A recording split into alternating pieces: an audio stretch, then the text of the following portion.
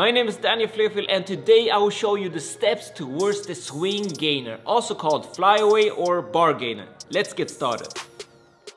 The first step to learn the swing gainer is to be able to do the skin the cat. Grab the bar, have straight arms and bring your knees to your chest and then spin to the other side and return back. The second step is to do the skin the cat fast and release the bar when you pass it with your feet. This is a similar move as the actual gainer when it comes to releasing the bar. It's a perfect exercise to get used to do the flip. You don't want to land so far away from the bar, aim to land just underneath it.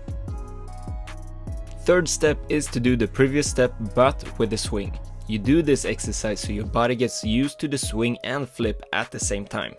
If you look closer at my eyes and head, you can see that I look backwards and down to the floor after bringing my legs and knees up.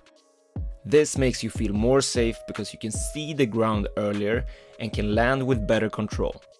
After feeling comfortable with that, you should move on to a higher bar to do the next step. The fourth step is going to be on a higher bar, and if you have the possibility to use mats, do it. Jump up, swing a little bit and then do the same exercise you did in the third step. The difference now is that you will work towards landing slightly in front of the bar. You do this by releasing the bar earlier. When you are about to pass the bar with your feet, you let go of the bar and you will look backwards so you can see the ground and land with more control.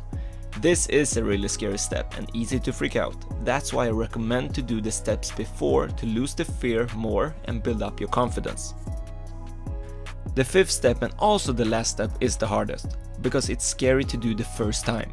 You swing more than before and instead of getting your knees all the way to your chest, you bring your knees up first to the roof so you create more height.